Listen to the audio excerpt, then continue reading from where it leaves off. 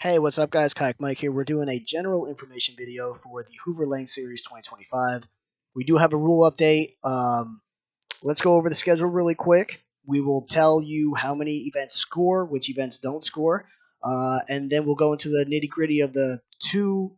There's one permanent rule change and one tweak to one of the events. So April 5th, 7 a.m. to 4 p.m. May 3rd, these are all 7 a.m. to 4 p.m. July 26th is an evening/night event. August 23rd does not score you in this series. That is a kayak-only national event. But I wanted to put it on the schedule so people were aware this exists so they can, participate if they want. August 24th, the day after the National Kayak Trail, there is an event. That's a regular scoring event. There's something special about that one, so stay tuned.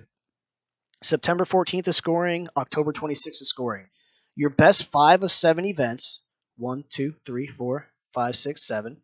Your best 5 of 7 events score. The scoring system's 100 for first, 99 for second, 98 for third, so on and so forth. Fourth, 2 bonus points for big fish. Shane Henderson Memorial Tournament is not scoring. We're giving away a brand new Canoe Unlimited to the point race winner.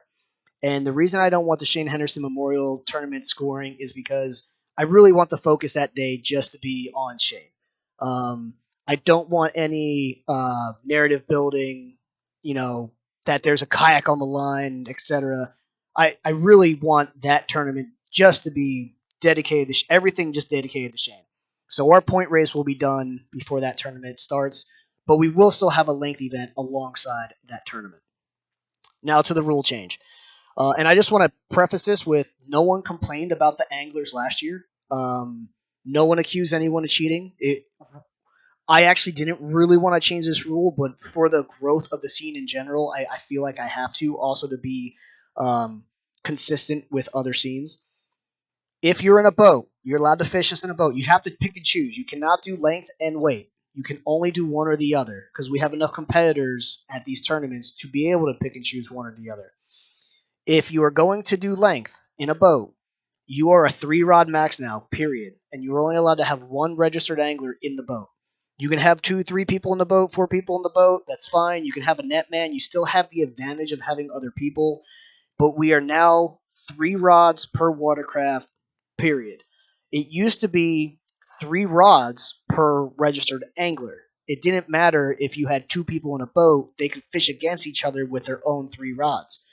The only reason I'm doing away with that is it's just optically a bad look.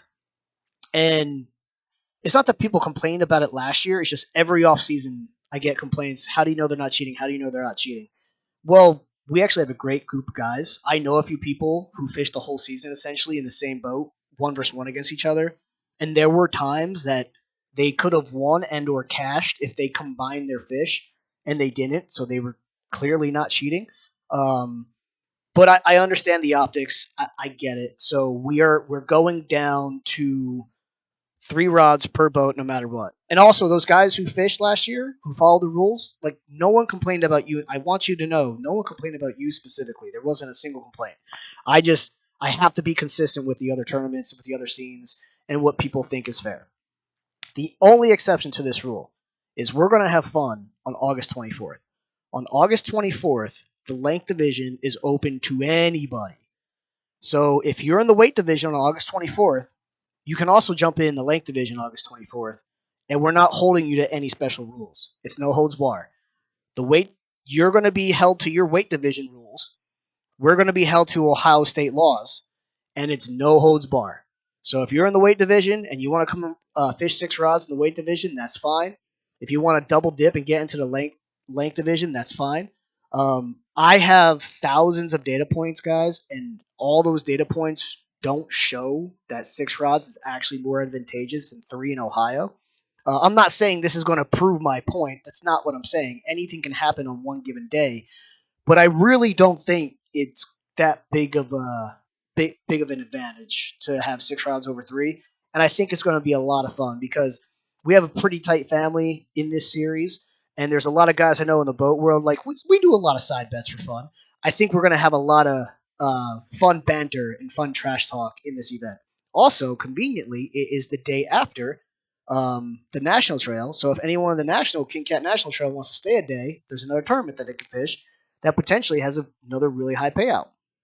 So that's that. Let's go into the point race. It's your best 5 of 7, and like I said, it's these 4, these 2, and this. Let's go to my spreadsheet. So it's these 7 right here that are highlighted. You score your best 5 of 7 score, and if there ends up being a tie, it's your head-to-head against that other angler that is a tiebreaker. So what I mean by that is, let's actually just get rid of this because it's not scoring, so no one gets confused.